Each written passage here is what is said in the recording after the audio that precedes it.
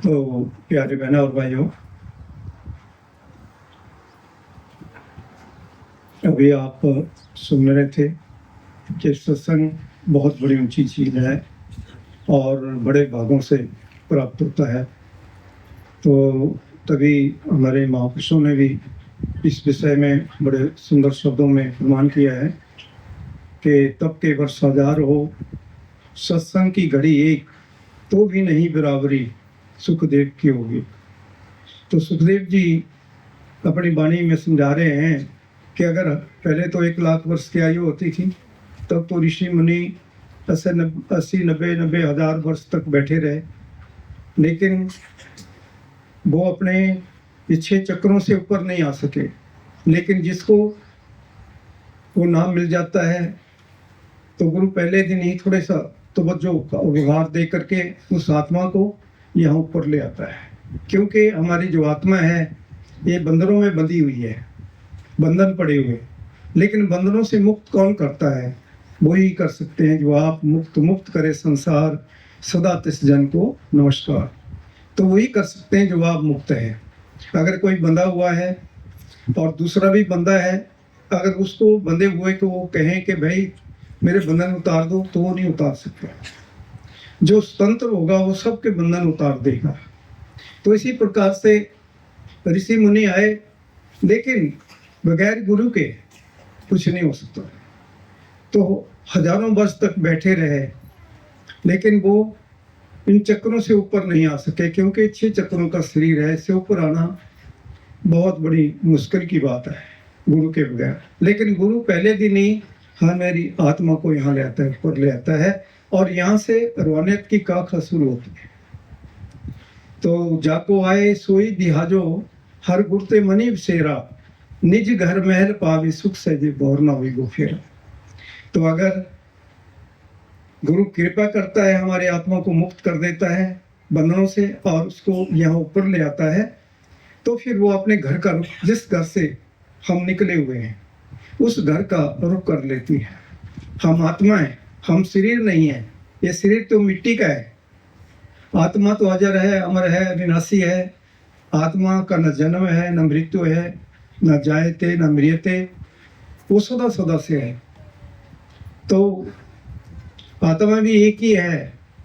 हम नाना प्रकार के पार्ट कर रहे हैं, इसमें अपना अपना जो पार्ट मिला हुआ है वो हम करते हैं, क्योंकि ये संसार एक रंगमंच है।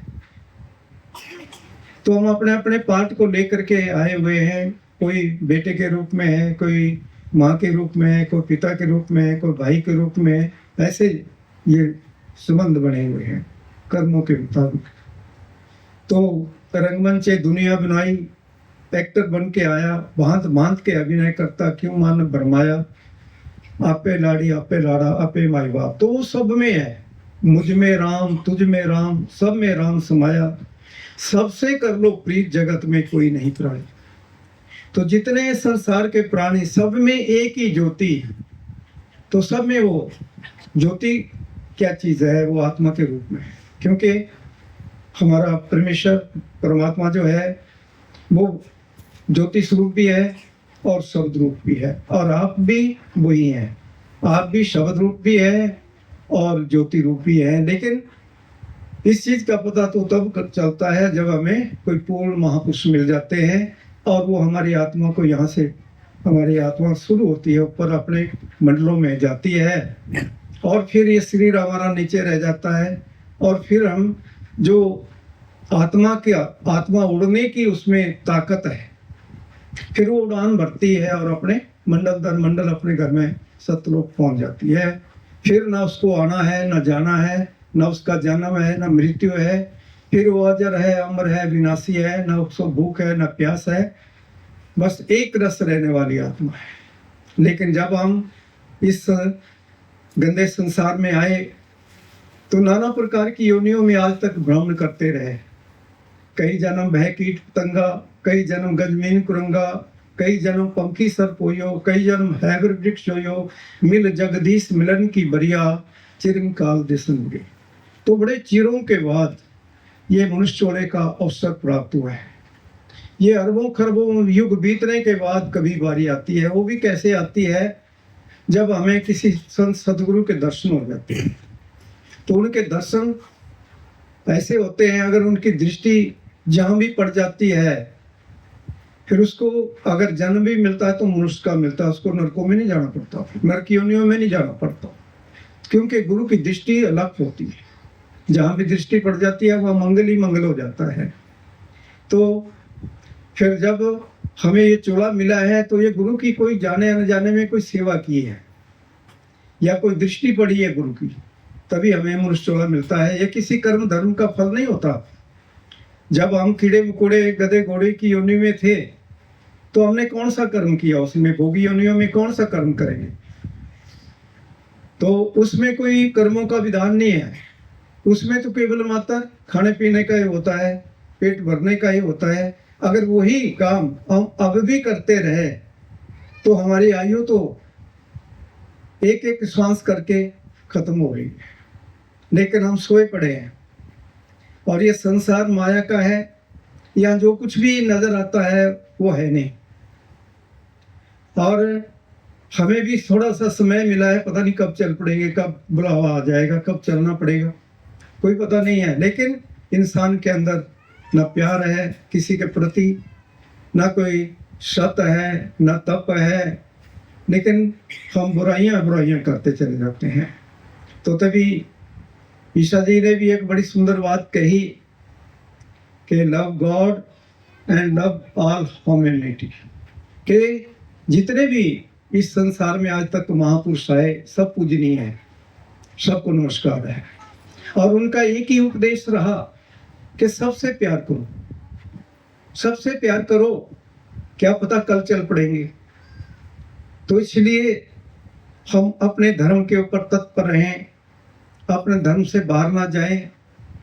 और अगर नाम मिल गया है तो बहुत बड़े ऊंचे भागे हैं, मुबारक हो आपको जिनको नाम मिल चुका है। नाम मिलना बड़ा मुश्किल है संसार में।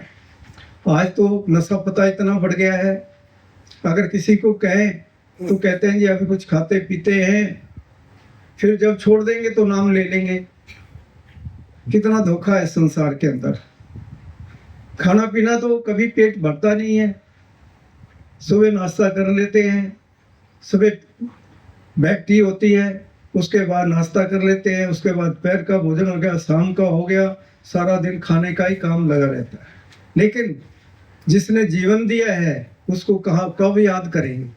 जिसने इतना सुंदर जीवन दिया, हीरा जन्मे अपना विषयों में क्यों गवाया, कभी ये ना सोचा तूने मैं क्यों यहाँ पे आया, क्यों लुटा दिया सांसों का एक खजाना। तो सांस तो गिनती से मिले हुए, लेकिन वो खजाना जो है वो खत्म हो रहा है हमारा, और एक दिन चलना पड़ेगा। फिर कोई साथ नहीं निभाता। संसार का साथी, संसार के साथी कहाँ तक है, ज्यादा चिता तक होंगे। फिर कौन पूछता है, फिर कोई नहीं पूछता, कोई साथ नहीं निभाता। तो दुनिया मोह माया में फंसी हुई है। इस मोह माया से जब तक हम नहीं निकलते, क्योंकि संसार है ही माया का है, यहाँ जो कुछ भी नजर आता है वो कुछ भी नहीं है। सर्वे में ही सर्वेषां भवन्तु क्रमशो मिथ्या, सर्वेवं ही सर्वेषां भवन्तु क्रमशो मिथ्या, के संसार सत्य है जो भी नजर आ रहा है। लेकिन एक बड़ी सुंदर बात कहती कि सत्यम नास्ति तपा शौचम दया दानम न विद्यते, कि अगर उस सत्य की प्राप्ति कर लें और हम अपने घर में पहुंच जाएं, क्योंकि कोई ऐसा नहीं है कि कोई कमजोर है। आपकी आत्मा में इतनी ताकत है, जहाज की तो चींटी जैसी ताकत है, कितनी उड़ान भर लेगा, वो चींटी जैसी भर लेगा। लेकिन आत्मा की वो उड़ान है जो सारे खंडों ब्रह्मांडों की जितने ये सृष्टि है, ऐसी सृष्टियां लाखों सृष्टियां हैं, लाखों आकाश है, लाखों पैताल है, लक आकाशा लक पताला ओढ़ कोड़ कुबाल तके लोक पात। तो लाखों आकाश है, लाखों पैताल है। लेकिन जब हम कमाई करके अपने घर में पहुंच जाते हैं, सतलोक में पहुंच जाते हैं, तो फिर आपकी वो उड़ान हो जाती है कि आप सारे खंडों ब्रह्मांडों की सैर करके फिर इसी शरीर में आ जाएंगे, क्योंकि आप फिर वो मरने की कला सीख लेते हैं जीते जी।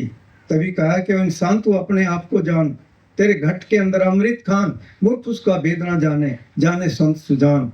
तेरे घट के अंदर काशी मथुरा मक्का घूमे, बिना अहम नहीं होता है कलमा। तो हमारे अंदर जो अहम भाव भरा पड़ा है, अहंकार भरा पड़ा है, वही हमें दीनता में ले जाता है। वो बहुत बुरी चीज होती है। अहंकार तो कभी किसी चीज का मत करो। और जैसे महापुरुषों ने कहा कि जितनी परमात्मा की कायनात है सबसे प्यार, सबसे एक अगर चिंटी भी है उसको भी मत मस लो, उसमें भी परमात्मा की थोड़ी सी सत्ता है।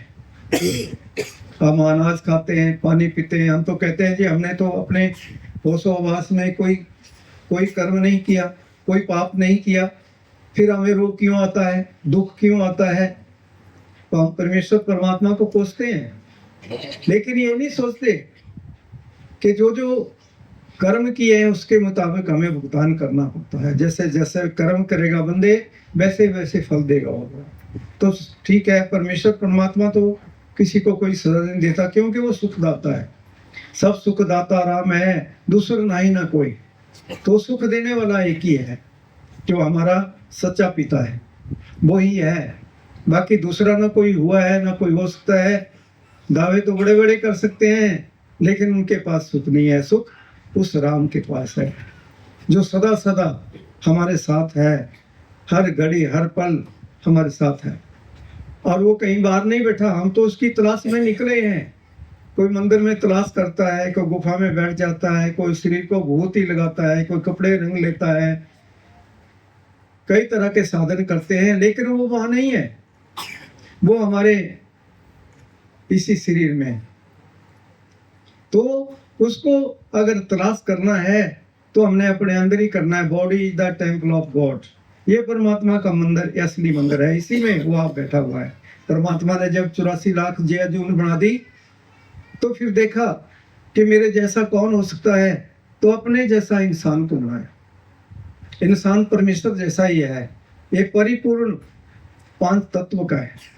कोई एक तत्व के हैं, 2 के हैं, 3 के हैं, 4 के हैं, लेकिन 5 तत्व का इंसान है।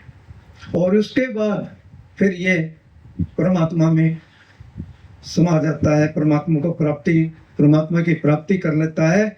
जब उस देश में पहुंच जाता है तो फिर कहता है वो तो सागर के रूप में है और वो एक कतरे के रूप में है, तो उस कतरे ने फिर सागर में समाना है। उस सागर में समा करके फिर सागर का ही रूप हो जाता है। तो फिर वही रूप हो जाता है, परमेश्वर रूप ही हो जाता है। वास्तव में हम उसी से निकले हैं, हमने उसी में मिलना है। सूरज की किरण मिली, अब ये सूर्य है, अगर इसकी किरण सूर्य से बिछुड़ जाए तो बिछोड़ा पड़ गया। तो ऐसा बिछोड़ा पड़ा हुआ है, दर दर की ठोकरें खा रहे हैं, उसकी तलाश में सभी लगे हुए हैं। लेकिन जैसे हम तलाश कर रहे हैं उससे और पीछे चले जाते हैं, और पीछे चले जाते हैं। अगर पत्थर को पूजेंगे पत्थर बनेंगे, अगर आप पेड़ को पूजेंगे पेड़ बनेंगे, और गाय को पूजेंगे गाय बनेंगे। जिसकी पूजा करेंगे उसी को प्राप्त होंगे। तो हम 5 तत्व के परिपूर्ण होते हुए हम उस परमेश्वर को ही पूजने के काबिल हैं। एक साधे सब साधे, सब साधे आधाए, हरि मन मूल ही सिंचे, फले फूले आधाए। रहीम जी ने बड़ी सुंदर बात समझा दी कि हमने किसको पूजना है। हमारे पूजने के काबिल कौन है? हमारे पूजने के काबिल परमेश्वर है, उसको ही पूजना है। एक को सुमरिए नाम का जे जल थल रह सुमाए। गुरु नानक साहिब जी अपनी वाणी में बड़े प्यार से सबको समझा रहे हैं कि उस एक को ही सुनना है, वही सुनने के काबिल है। जिसका भी जन्म नहीं हुआ उसको सुनने से क्या मिलेगा। तो हमारे रामायण जी भी कह रही है, बड़े भाग मनुष्य तन पावा, सुर दुर्लभ सदग्रंथन गावा। तो बड़े भागों से जो है हमें मनुष्य चोला मिला है, लेकिन इस चोले के लिए सुर देवी देवता होते हैं, वो भी तरस रहे हैं कि हमें भी ये चोला प्राप्त हो जाए ताकि हम भी परमात्मा को पा लें। लेकिन वो बहुत नीचे है अभी, वो तो अभी सूक्ष्म मंडल में आते हैं, नीचे सबसे नीचे है। लेकिन उनकी पूजा करनी है तो फिर नीचे जाना पड़ेगा, नीचे से कब पहुंचेंगे ऊपर। लेकिन आपको गुरु ने यहाँ क्यों बिठाया? इसलिए बिठाया कि हमारे पूजने के काबिल वो मालिक ही है, उसको पूजना है। आप वास्तव में आप सभी उस मालिक का रूप है, सभी राम है परिपूर्ण। लेकिन थोड़ा सा अगर हमें पता चल जाए और हम चल पड़े तो हम अपने घर में पहुंच जाते हैं। फिर धोखा कोई नहीं रह सकता। तो धोखा कहाँ व्यापे जे हर गुण गाई, फिर धोखा कहाँ रह सकता है? धोखा नहीं रह सकता। तो इसलिए कभी बणी भी हमें समझा रही है कि जाको आए सोई ब्याजो, हर गुरु ते मनीव सेरा, निज घर महल पावी सुख सहजे बोर ना हुई वो फेरा। अगर आप अपने घर में पहुंच गए तो फिर भटकना नहीं पड़ेगा। वाणी तो हमें बहुत कुछ समझाती है, बहुत कुछ समझाती है, लेकिन हमारे समझ में बात नहीं आती। क्योंकि बिन गुरु दाते कोई ना पाए, जे लख कोटि कर्म कमाए। जब तक हमें गुरु नहीं मिलता, जो ऊपर बैठा हुआ है वो ही हमें ऊपर ले जा सकता है, और नहीं ले जा सकते वहां पर। तो हमें गुरु से जो है हमें मिलना पड़ेगा, और फिर गुरु हमारे ऊपर कृपा करता है तो फिर हमारी आत्मा को नीचे से निकाल करके यहाँ पे स्वतंत्र हो जाती है। तो तभी गीता जी में भी कहा है, संसारे क्षण धोपी सत्संग से धीरे नाम। अजामल कितना बड़ा महान पापी था, जो कोई भी मिल जाता था, कुछ भी होता था उसके पास लेके उसको काट के फेंक देता था। लेकिन जब उसको एक क्षण का सत्संग मिला, एक क्षण का सत्संग मिला, और उसकी जीवन धारा बदल गई, और सर्वदा के लिए परमेश्वर का प्रिय हो गया। और 10,000 पहले ही उसने रामायण लिख के रख दी, कैसे राम आएंगे, ऐसे सीता आएंगे, और ऐसा ऐसा होगा, और वो हुआ। तो हम तो कहते हैं कि हमने कोई कर्म नहीं किया, लेकिन हम पानी पीते हैं, भोजन करते हैं, फल खाते हैं, और बहुत कुछ करते हैं। फूलों को तोड़ लेते हैं और पत्थरों के ऊपर चढ़ा देते हैं, निर्जीव के ऊपर। उनको तो जीवन मिला हुआ है, वो तो खिले हुए हैं, वो तो हमें खुशी देने के लिए आए हुए हैं। लेकिन उनको भी तोड़ के हम कहाँ चढ़ा देते हैं, इस चीज का पता नहीं है।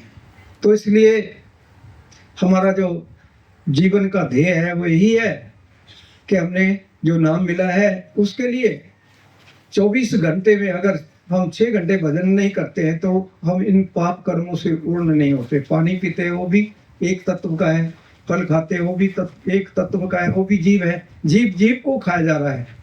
तो हमारे महापुरुष, हमारे ग्रंथ सभी हमें पुकार पुकार के समझाते हैं, अगर कोई इन कर्मों से मुक्त होना चाहे तो वो कैसे हो सकता है? 6 घंटे भजन करना पड़ेगा, 24 घंटे में से 6 घंटे। लेकिन हमारे जितने भी महापुरुष आए उन्होंने अपने अपने हिसाब से हमारा उस समय कम कर दिया। तो महाराज सावन सिंह जी आए, उन्होंने कहा 4 घंटे भजन करो, कोई बात नहीं। तो महाराज ठाकुर सिंह आए तो महाराज ठाकुर सिंह ने कहा कि चलो कोई बात नहीं, आप 3 घंटे भजन करो प्रतिदिन। तो अगर हम 3 घंटे तो बहुत ज्यादा नहीं होते, अगर सवेरे आप जाग रहे हैं 5 बजे बैठ जाओ, क्योंकि अमृत वेला सचनाओ उड़ाई 4 कर्मी आप कपड़ा नदरी मुख द्वार। अमृत वेला जो होता है वो ऐसा समय होता है कि शाम का भोजन किया हुआ होता है, हजम हो जाता है, और जो दिनचर्या की हुई होती है उससे हमारा मन निष्क्रांत होता है और भजन के लिए के काबिल होता है उसमें। तो सवेरे का जो भजन किया हुआ होता है वो ही फलीभूत होता है। तो अगर आप सवेरे 1.5 घंटे लगा लेते हैं, 1.5 शाम को लगा लेते हैं तो कितना अच्छा होगा। लेकिन हम कहेंगे कि चलो जी वहाँ ढूंढेंगे परमेश्वर को, वहाँ ढूंढेंगे, आपको कहीं जाने की जरूरत नहीं। नेड़े ना ही दूर, नेड़े ना ही दूर, निज आत्मे रहा भरपूर, गुरु प्रसादी जानिया जन नामा सरिस माने। और सब नजदीक से नजदीक है, उससे मिलना है तो आपको कहीं नहीं जाना पड़ेगा। थोड़ा सा ध्यान संसार, इस माया के संसार से हटाना है, उसकी तरफ लगाना है। आपके अंदर जब गुरु मिला है तो आपके अंदर प्रकाश आना शुरू हो जाएगा, और फिर और कुछ आ जाएगा। फिर उसके बाद आपके अंदर वो वाणी चल पड़ेगी, शब्द चल पड़ेगा आपके अंदर। फिर वो जो धारा है, वो शब्द जो है, फिर खेंचे सूरत गुरु बलवान। फिर गुरु कौन है? गुरु शब्द है। परमेश्वर कौन है? शब्द है। फिर वो खींच करके इस शरीर से निकाल करके अपने धाम को ले जाता है। फिर वो बाजे बजते हैं, वो आनंद होता है, इतनी लवलीन हो जाती है आत्मा जिसका वर्णन नहीं है संसार में। फिर बिन पग चले सुने बिन काना, कर बिना कर्म करे विधि नाना। तो फिर हमें इन पाँवों की जरूरत नहीं पड़ती, शरीर की जरूरत नहीं पड़ती, फिर हम वहां पहुंच जाते हैं। तो तभी ईशा जी ने भी एक बड़ी सुंदर बात समझा दी कि learn to die so that you may begin to live. तो एक इंसान तू मरने से पहले मर, ताकि तू सदा के जीवन को पा जा, सदा के जीवन को पा जाए। मरने से पहले मरो। दिन में 1000 बार इस शरीर से निकलो। मरने की कला जब हमने सीख ली तो हम इस संसार से अपनी मर्जी से जाएंगे। फिर आए हैं सो जाएंगे, जाना तो सबने है। आए हैं सो जाएंगे, राजा रंग फकीर एक सिंहासन चढ़ चले, एक बांधी जाएगी। तो फिर आपको वो सिंहासन के ऊपर बैठ के जाना पड़ेगा। जिस दिन जाएंगे वो बाजे बजेंगे, वो आपकी जय जयकार होगी अगर आप नाम जपेंगे, फिर वो आनंद मिलेगा। लेकिन हम वो काम नहीं करते। हाँ जी, नाम ले लिया है, नाम लेने से काम नहीं बनता कि नाम लेने से ही हमारा भला हो जाएगा, ऐसा नहीं होता। महापुरुष तो मेरे सदगुरु बहुत बार कहते थे, शायद जिन्होंने नाम लिया है उन्होंने सुना होगा, क्योंकि महापुरुष तो हमें समझाते हैं। वो बहुत बार कहते थे कि मैं तो आपको 1000 बार कहता हूँ कि भाई नाम जपो, लेकिन आप नहीं जपते। लेकिन फिर भी गुरु कभी छोड़ता नहीं है। पूरे गुरु जो होता है वो अपने शिष्य को कभी नरकों में नहीं जाने देता। फिर अगर उसको अगला जन्म भी देगा तो मनुष्य चोला देगा और नाम जपा के अपने धाम ले जाएगा। तो वो कहते थे कि अगर मैं अच्छे डिब्बे में नहीं ले जाऊंगा आपको बिठा के, तो मालगाड़ी में तो ले ही जाऊंगा, छोड़ूंगा नहीं, आपको ले जाऊंगा। पूरे गुरु की गारंटी होती है। तो जब संसार में हमारे ऊपर कोई विपदा आ जाती है, तो उस समय वो घड़ी आ जाती है, तो फिर जो गुरु का शिष्य है तो गुरु ही लेने के लिए आता। फिर वो बाजे बजते हैं, वो आनंद होता है उस समय प्राणी को, जिसका वर्णन नहीं। आगरा की बात है, तो एक कोई बेटी थी, उसका शादी नई शादी हुई, बच्चा हुआ एक, और छोटी सी उम्र थी। समय तो कभी भी आ सकता है, कोई साल के लिए आया है, कोई 2 साल के लिए, कोई 10 साल के लिए, कोई 100 साल के लिए भी आया हुआ है। लेकिन जितना समय मिला है उससे 1 सेकंड भी ज्यादा नहीं ले सकते। तो उसका समय आ गया, तो उसने नाम लिया हुआ था महाराज श्याम सिंह जी से। तो जब समय आया तो बच्चा रो रहा था दूध के लिए, उसको भूख प्यास लगी हुई थी। तो घर वाले कहने लगे कि बेटा इसको दूध पिला ले, बहुत रो रहा है बच्चा, बहुत रो रहा है। तो उसने कहा मेरा कौन सा बच्चा है, ये तो परमात्मा का ही बच्चा है, हमारा तो कोई बच्चा नहीं होता। उठाओ इसको, मेरे पास मत रखो, मैं तो अभी जाने वाले हूँ, मेरा गुरु आ गया है लेने के लिए। इतनी खुशियां होती है उस वक्त, इतनी खुशियां होती है, मोह खत्म हो जाता है। मोह ही हमें नरकों में ले जाता है। जो मोह है, प्यार सबसे करो लेकिन मोह मत करो किसी से कि ये मेरा ऐसा है, ये मेरा वैसा है। ये कर्मों के हिसाब से ही हमें सब कुछ मिला है। कर्म प्रधान विश्व रच राखा, जो जसो तास पंचा। तो कर्मों के हिसाब से हमें जो है ये सब संबंध बने हुए हैं अपने अपने कर्मों। जिसका जितना लेना है उतना देना पड़ेगा, जितना उससे लेना हो लेना पड़ेगा। ये कर्म बंधन संसार है। तो हम तो सोचते हैं, क्योंकि मोह बहुत बुरी चीज है, तो वो जब हमारा खत्म हो जाता है, वो कैसे होता है? जब गुरु आ जाता है, फिर कोई मोह नहीं रहता। फिर पता चल जाता है क्या हम सब एक ही तो आत्मा है, कबीरा कुआं एक है, हम सभी एक ही आत्मा है। हम तो एक, अगर कोई आ जाए, कोई गरीब आ जाए, फटे कपड़े पहने हो, तो उसके घृणा करेंगे कि इसको दूर उठाओ, वो भी आत्मा है, वो भी पूजनीय है। ऐसा नहीं, उसको भी नमस्कार करो, उसमें भी मालिक बैठा है, लेकिन उसके कर्म, कुछ कर्म ऐसे किए हैं जिससे उसको गरीबी मिली है। उसने कर्म कुछ ऐसे किए हैं। अब देखो, दुनिया तो कहती है जी मुझे इतनी गरीबी क्यों मिल गई? जितना हमारे भाग्य में लिखा है वो आपको लेना ही पड़ेगा, वो आपको मिलेगा, उसको कोई खो नहीं सकता। तो जितना देना है वो देना ही पड़ेगा। लेकिन हम बहुत विचलित हो जाते हैं। विचलित कभी नहीं होना चाहिए। हम सभी आत्मा है, हम अपने जो जो कर्म किए हैं उसका भुगतान करने के लिए आए हुए, वो करना पड़ेगा। लेना देना, लेने देने का रिश्ता है, बाकी कुछ नहीं है, इसमें सच्चाई नहीं है। कबीर जी ने कहा कि कबीरा कुआं एक है, पनिहारी है अनेक, भांत भांत के बर्तन भय पानी सब में। बर्तन न्यारे न्यारे भय पानी सब एक। तो ये शरीर रूपी बर्तन तो अलग अलग है, लेकिन सब में आत्मा वो एक ही है, एक ही आत्मा है। एक को देव, गीता जी में भी कह दिया, एक को देव सर्वभूते सर्वव्यापी सर्वभूत अंतरात्मा कर्माध्यक्ष सर्वभूताय साक्षी चेता केवलो निर्गुण। तो एक ही आत्मा है सब में। फिर मंदा किसनो आखिए, सब आपे आप। फिर मंदा नहीं कह सकते किसी को, सब वो आप ही आप है, सब आप ही आप है। लेकिन फिर भी हमें पता नहीं चलता। ये टॉप ऑफ क्रिश्चियन है, हम नीचे की तरफ जाते हैं। अगर आप नौकरों के टॉयलेट साफ करेंगे, एक राजा होते हुए आप राजा हैं, तो सारे देवों का देव अपने नूर पे पर्दा पाया, सारे देवों के देव हैं आप। लेकिन अगर आप नौकरों के टॉयलेट साफ करें, तो फिर आपको राजा कौन कहेगा? आपको राजा नहीं कहेंगे, फिर वो और गिर जाएगा, उसको और नीचे जाना पड़ेगा, फिर ऊपर कब आएगा? तो इसलिए जहां गुरु बिठा देता है वहां से आगे चलो। बस एक को सुमरी नानका जे जल थल रहे सुमाए, दूजा का सुमरी जो जन्मे ते मर जाए। तो एक ही है हमारे पूजने के काम। रैमी जी ने भी एक कहा कि एक साधे सब साधे, सब साधे आधाए, हरि मन मूली सिंचिए फले फूले आधाए। तो अगर पेड़ है, पेड़ के पत्ते पत्ते में, टहनी टहनी में पानी देंगे तो वो सूख जाता है।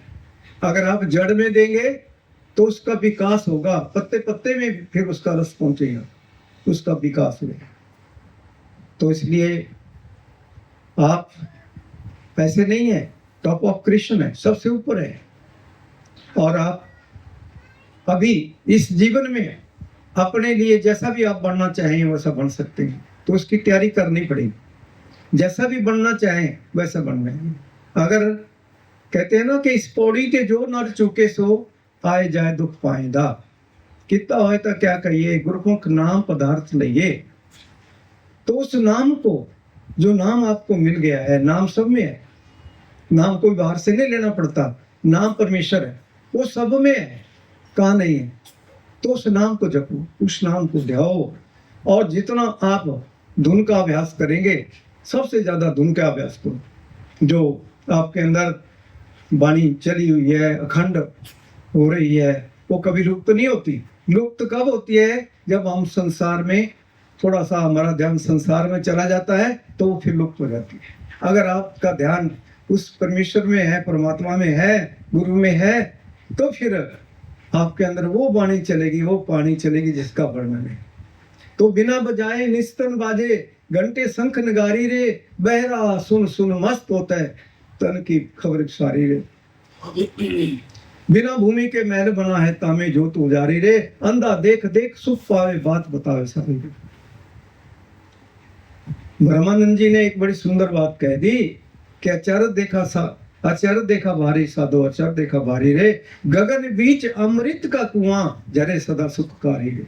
कितनी सुंदर बात समझा दी कि वो अमृत कहाँ है जिससे अमर हो जाते हैं? वो अमृत का कुआं आपके पास ही है, आपके अंदर ही है। अगर कोई पंगु पुरुष है जो जिसके टांगे नहीं है, पाँव नहीं है, बाजू नहीं है, वो उस घाटी को कैसे चढ़ेगा? लेकिन ब्रह्मानंद जी कहते हैं कि मैंने वो अजूबा देखा, मैंने वो अजूबा देखा कि वहां हम पहुंचते हैं और उस अमृत को भर भर के जग पी लेते हैं और सदा के लिए सुखी हो जाते हैं, सदा के लिए सुखी हो जाते हैं। लेकिन वहां क्या हो रहा है? बिना बजाए निस्तिन बाजे, घंटे शंख नगारी रे, बहरा सुन सुन मस्त होते तन की खबर सारी है। तो बहरा कौन होता है? जिसके कानों में आवाज नहीं आती, जो सुन नहीं सकता, उसको बहरा कहते हैं। तो वो कहते हैं बहरा सुनता है, क्योंकि जिस दिन गुरु मिल जाता है तो गुरु हमारे कानों की मोहरें उतार देता है जो कान ने लगाई हुई कि उस अमृत तक ना पहुंच जाए, उसको बड़ा दुख होता है। तो उसने हमारे कानों के ऊपर वो मोहरें लगाई है, लेकिन फिर वो मोहरें उतर जाती है और हम सुनने के काबिल हो जाते हैं। क्योंकि फिर हमारे अंदर जब हम कमाई करते हैं तो फिर ऐसी दो ताकतें हैं, नृत्य और सुरत, जिसके लिए कबीर साहब ने भी कहा कि नृत्य बिना सुर तांद्री, नृत्य बिना सुर तांद्री, कहो कहाँ को जाए, द्वार ना पाए शब्द का फिर भटका खाए। तो अगर हम वहां तक नहीं पहुंचे तो फिर हम आगे कैसे जाएंगे? तो फिर नृत्य कौन है? वो सुनने वाली है, आत्मा देखने वाली है।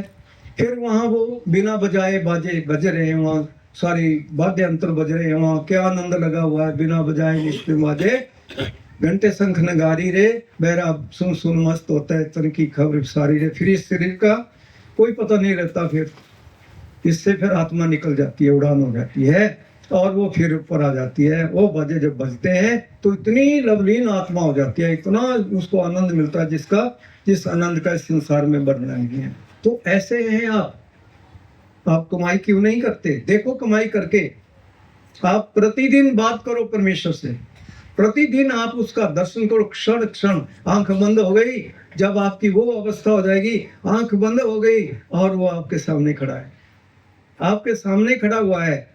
ऐसे हैं आप। लेकिन दुख होता है, बहुत दुख होता है संसार को देख करके कि सब दुखों में बंधे हुए हैं, दुखों से बंधे हुए हैं। महापुरुष तो इसलिए आते हैं कि सबको मुक्त कर दिया जाए। कोई महात्मा जा रहे थे तो उन्होंने रास्ते में क्या देखा कि एक जालिया, उसने दाना फेंका, जाल लगा दिया और जैसे जाल लगाया तो जितने पक्षी से सब उसमें फंस गए, उस जाल में बंद कर दी। तो वो बहुत चीख रहे हैं।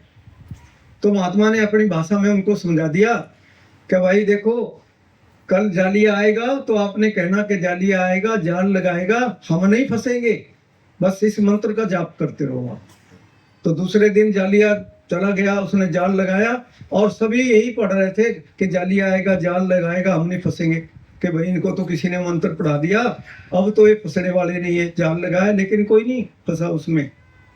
तो ऐसे ही महापुरुष आते हैं, वो भी समझाते हैं कि सभी सुखी हो जाए। वो किसी को, कोई भी है, किसी को दुखी देखना नहीं चाहते।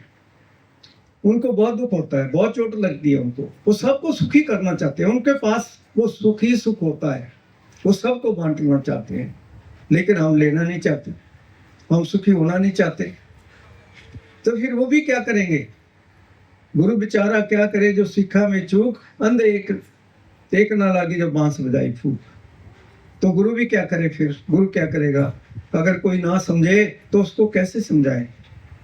तो हमें जो महापुरुष बता देते हैं उसके ऊपर चलना चाहिए। वो बिल्कुल जो भी जैसे में आवे खस्म की वाणी तैसा करियो, ज्ञान में ला लो। तो जैसे में भी वो आ रहा है, वो तो कहते हुए हम तो कुछ नहीं, हम तो बैठे हुए हैं, वही जाने। तो वो सबको उपदेश कर रहा है, सबको। कोई बैठे हैं, उनके प्रश्नों के उत्तर मिल जाते हैं, उनको पूछने की जरूरत नहीं पड़ती। उसको सब कुछ पता है, वो सब कुछ जानता है। उस मालिक को सब कुछ पता होता है, वो सब कुछ जानता है कि किसको कौन सा उत्तर देना है, क्या बताना है, वो सब कुछ बताता है। तो इसलिए हम सबसे पहले आज से भजन करना शुरू कर दे। आज से 2 घंटे जरूर करो और 3 घंटे तक पहुंच जाओ, और ज़्यादा भी कर सकते हैं तो बहुत अच्छा है। फिर हमें कोई चिंता नहीं है। फिर हम एक दिन संसार से जाएंगे तो फिर हम उस सिंहासन के ऊपर बैठ करके जाएंगे, हमें फिर चिंता नहीं है। तो चिंता ताकि कीजिए जो अनहोनी होए, ये मार्ग संसार को नानक थिर नहीं कोई। तो चिंता उस चीज की करो कि हम आए हैं, हमने कहाँ जाना है, कहाँ जाने के लिए चले हैं, ये तो हम भूल गए। हम सदा के लिए नहीं आए यहाँ पे, थोड़ी घड़ी के लिए आए हुए। एक आंख फरकने का समय मिला हुआ है। ब्रह्मा का जो एक दिन होता है वो कितना होता है? वो 71 चौकड़ी युगों का होता है एक दिन। उतने की रात्रि होती है, उतने की रात्रि होती है। तो 71 चौकड़ी युगों की कितनी आयु बनती है? 67 करोड़ 30 लाख 20 हजार वर्ष 71 चौकड़ी युगों का, और उतने की रात्रि है। अब आप अंदाजा लगा लो कि एक दिन कितने और रात कितने की। तो वो बहुत बड़ा लंबा समय है। लेकिन मातलोक का कितना समय है? यहाँ तो कुछ नहीं है, एक आंख फरकने का समय मिला हुआ है। लेकिन मातलोक में आके ही हमें मुक्ति मिल सकती है। स्वर्ग में नहीं मिलेगी, या नरकों में नहीं मिलेगी, या और कहीं नहीं मिलेगी। ये मातलोक में ही बैठ करके हमें परमात्मा की प्राप्ति हो सकती है, और फिर हम सदा के लिए सुखी हो सकते हैं। लेकिन हम करते नहीं। तब के वर्ष हजार हो, तब के वर्ष हजार हो, सत्संग की घड़ी एक तो भी नहीं बराबरी सुखदेव की होगी। तो सुखदेव जी ने आपको बताया था, बड़ी सुंदर बात बता दी कि तब तो आप करते रहो, लेकिन उससे कुछ नहीं होता। लेकिन दुनिया कोई विभूति लगाने में लगी है, कोई जब धूड़ी डालने में लगी है, कोई कपड़े रंगने में लगे हुए हैं, उससे मुक्ति नहीं होती। मुक्ति तो उस नाम को जपने से होती है।